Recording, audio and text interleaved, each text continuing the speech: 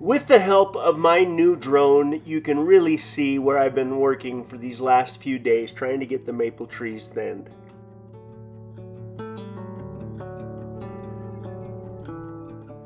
I first started thinning the maple trees nearly 9 years ago, and I'm here to tell you that it's the hardest work I've ever done in my life, simply because it seems to be never ending. And I've now got another section of our property that I get to clean up.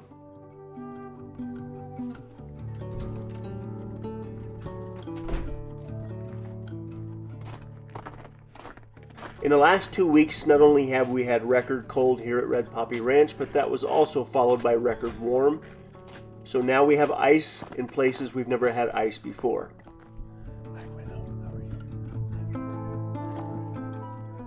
The first and last thing I try to do on it every day is just to check on the animals, make sure they've got sufficient water and feed to get through the night in case we do have any bad weather.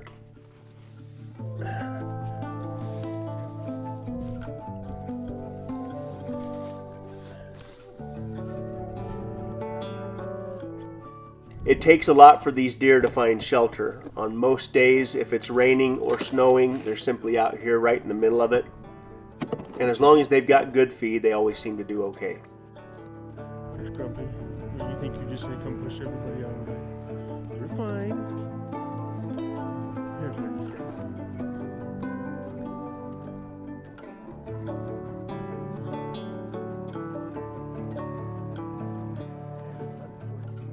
Hey.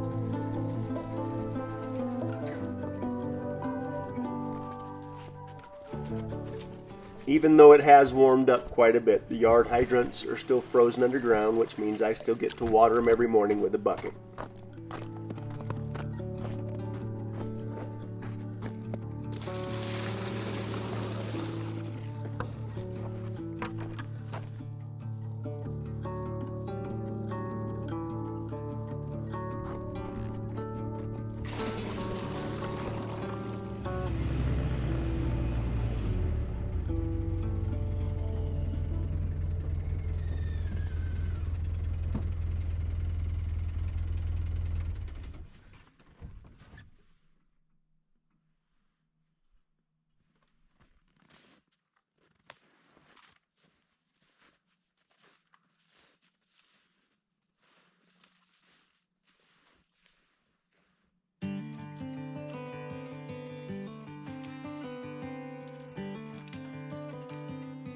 On a morning like today, it really helps to have a little fire going to keep me warm while I'm thinning the maple trees up here on the side of the mountain. So step one is to get a fire going.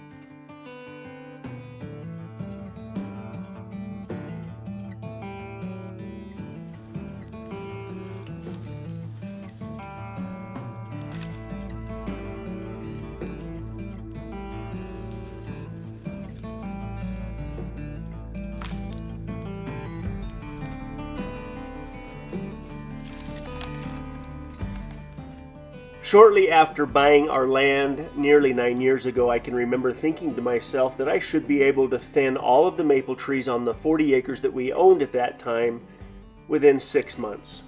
Boy, was I wrong.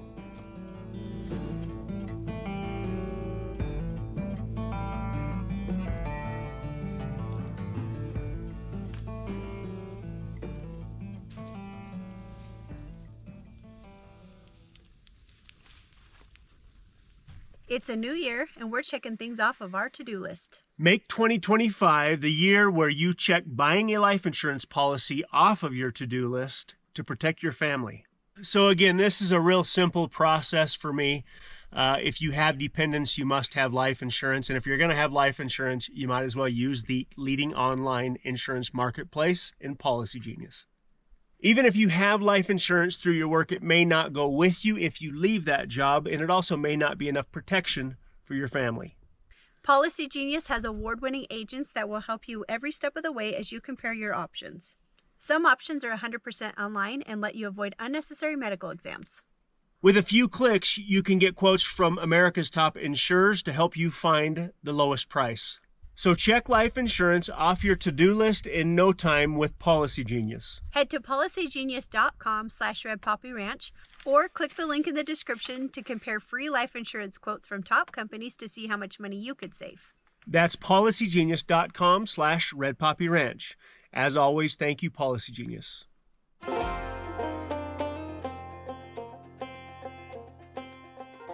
Again, with my new drone, you get to get a closer look at my mountain that I love to stare at.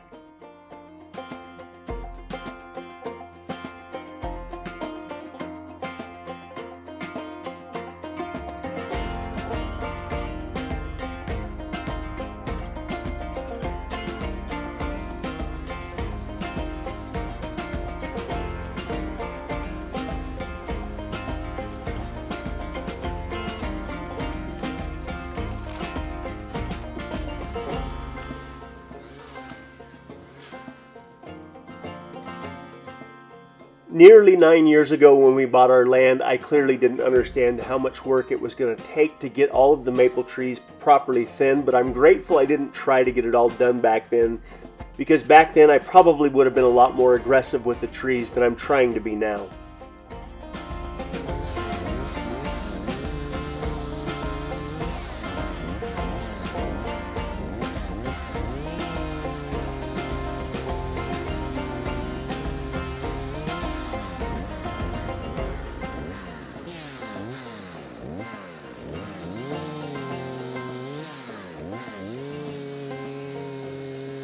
But now that I'm getting to where I've got most of the trees cut down in this lower deer pen, the fun really begins, because truthfully, cutting down the trees is probably the easiest part of the job.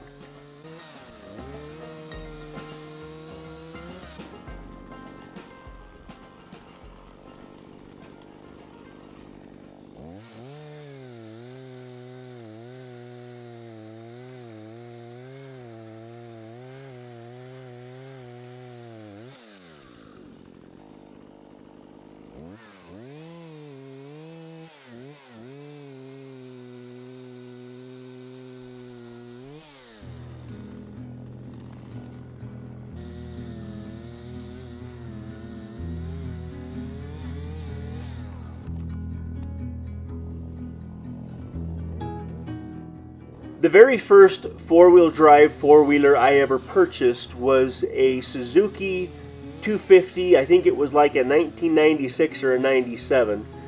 And I had the idea that I was going to ride that four-wheeler up the property line just to try and better understand our land and what I had to work with.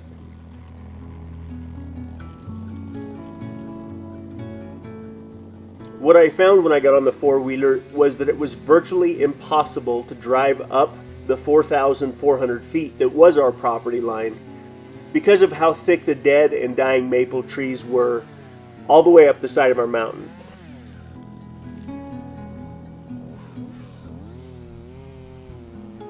But the more time that I spent wandering around these woods trying to better understand this land, the more I realized that all around the dead and dying maple trees there were typically very large, very healthy, mature maple trees.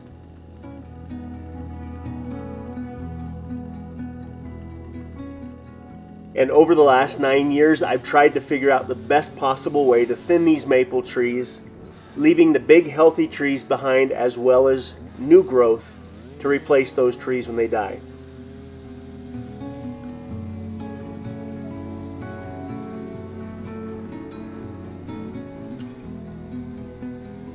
So not only do I get to work my way through the deer pen cleaning up all of the brush, but I'm also going to hand pick the firewood that we're going to use for the next 3 or 4 or 5 years, because I've probably cut down 10 or 15 cords of firewood just in the last few days.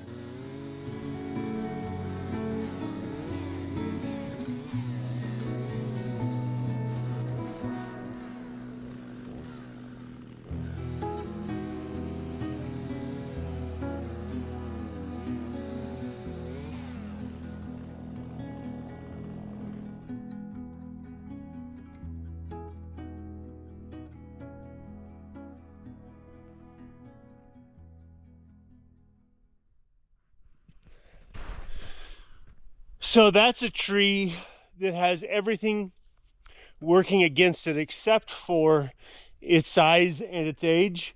It's leaning, it's already half dead probably. It's just giant. It's probably, I bet if I cut that thing down and counted the growth rings, it's probably 80 to 100 years old. So it's not leaning towards the fence, so I'm going to leave that tree. I don't like cutting trees down that big. I just need to make sure that there's room around it in case it does fall. And I also need to make sure that all the dead branches that could potentially fall off are just, I'm going to have to come back up and with my extension, what's it called? My limb saw, cut off anything that's dead and dying. And we'll see how long it lives. The tree right next to it, by the way, is almost a perfect specimen. It's pointing just about straight up. There's quite a few of these trees right in this particular area that are north of 50 years old, and they're pointing up enough that I need to do everything that I can to protect them. The mistake that I believe I made on the other side was I was inexperienced in the excavator at the time, so I was learning how to use that machine going up the hill. And I tore the ground up a lot. And so for the first probably 4 years, we had nothing but invasive weeds. But then finally, like year 4, all the grass came up. And so by doing it this way, on this side, by not bringing the excavator up in here and just doing it all by hand, what I'm hoping happens is all the native grasses that are already in the soil compete enough with the invasive weeds that the grass actually takes off a lot faster. I just want the biggest, healthiest trees spaced far enough apart that the grass can get enough sunlight to grow. So anyway.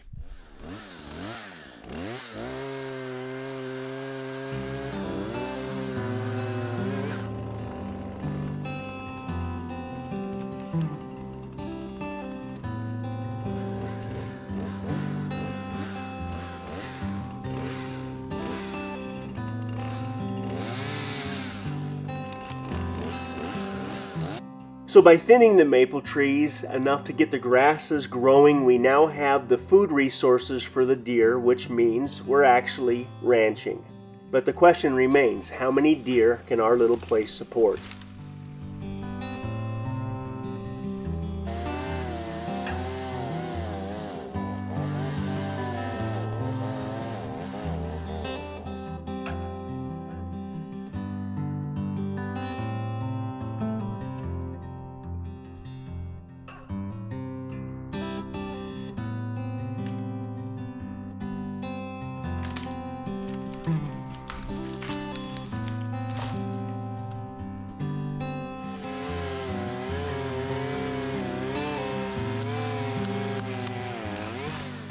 After 3 days of running my chainsaw, I actually think I've still left too many trees behind, and I worry that the grass isn't going to get enough sunlight, but that's as far as I'm willing to go for now.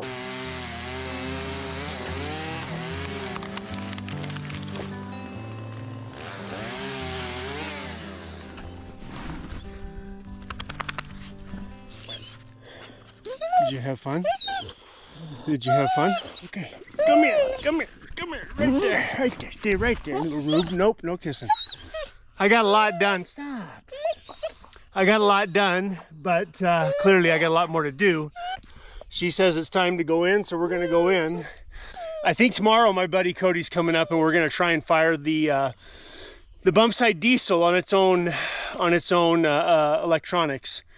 So I'm kind of looking forward to that. But I think another day or two and I'll have everything cut. And then I'm just gonna have to slowly start working through it, making brush piles. But already you can see that it's letting a lot more sunlight in. But you really, again, if I had all the brush cleaned up, you wouldn't know it. These trees are just so thick in here that there's plenty to give before you're making it hard, Rube. Like the big baby that you are. There we go. There's Ruby. Oh, look at that, Rube. Let's go.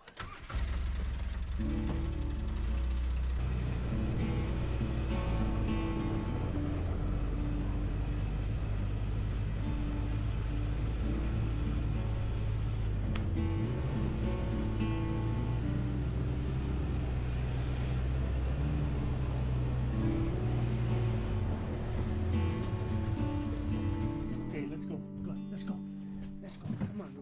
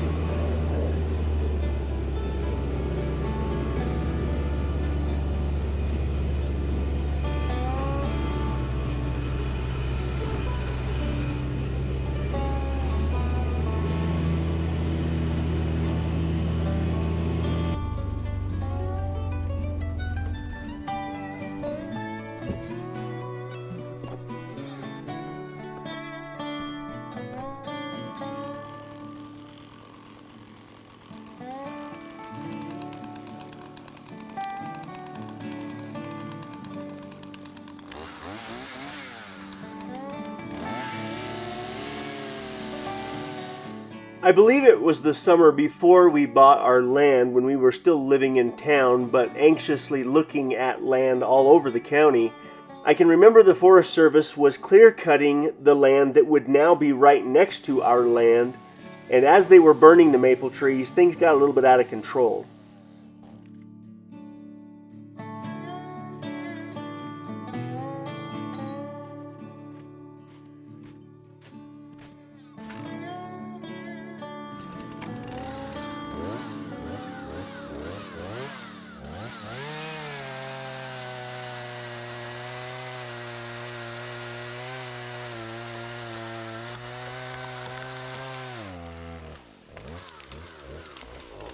So that mountain up there is the mountain that I always like to kind of sit and stare at. Actually, part of the switchback trail that I'm going to put a kind of an outlook up there on the side of the mountain where we can watch the sun come up and the sun go down.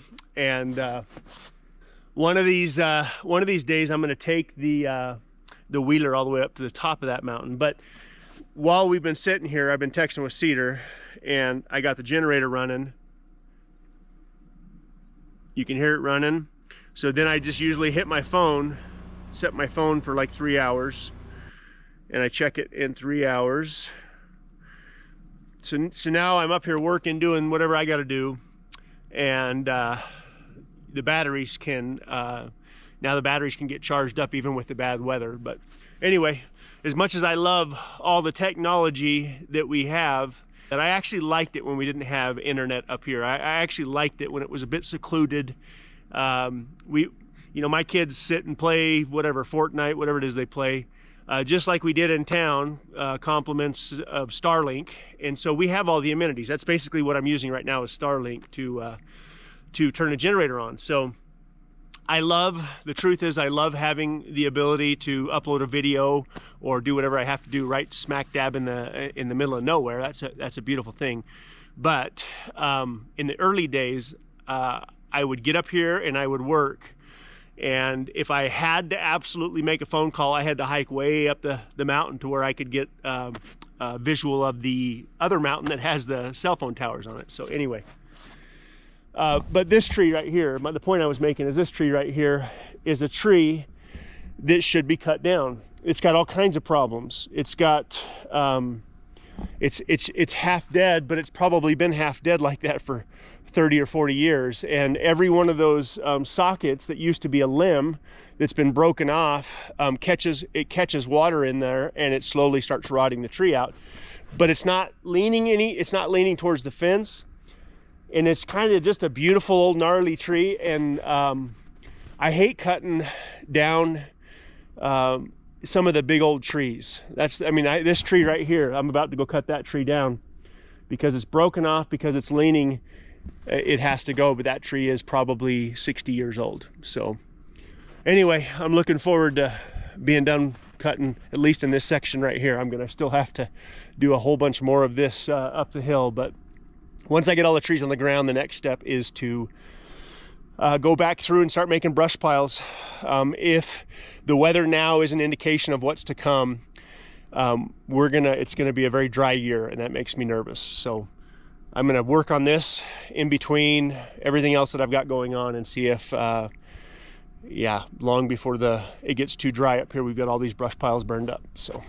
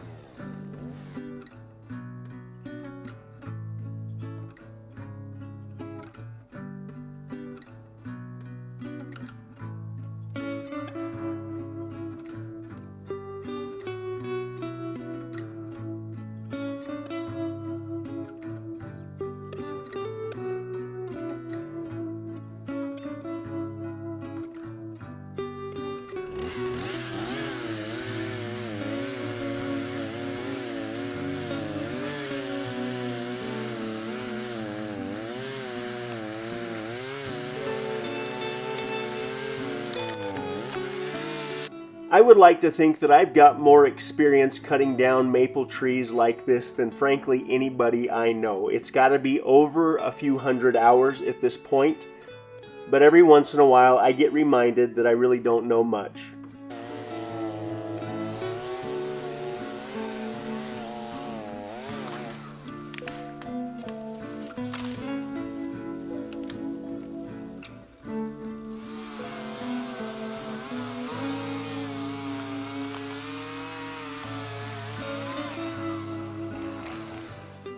Because so many of these trees are partially dead, you end up with results like this.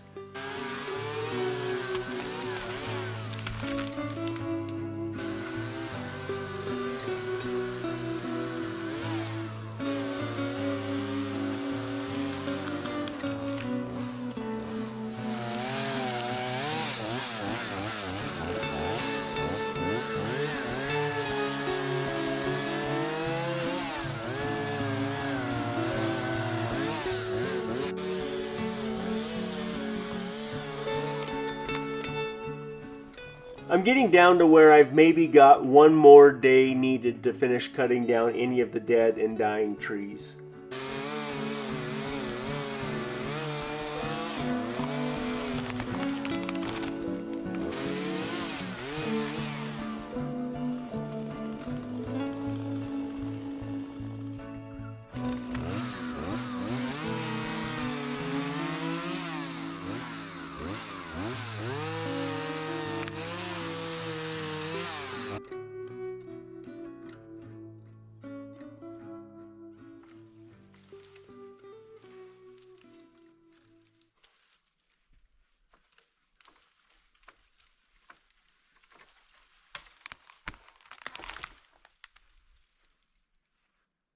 I've got about another half of a day's worth of work to finish that little section, which will actually tie the old property and the new property together even better.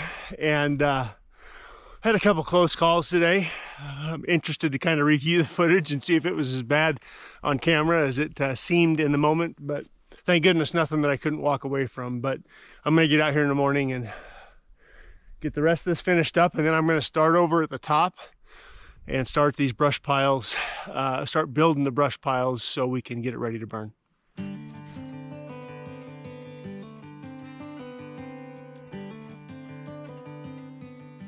I just wanted to real quickly say thank you for taking time to check in on us here at Red Poppy Ranch, and we will see you guys very soon. Be safe out there.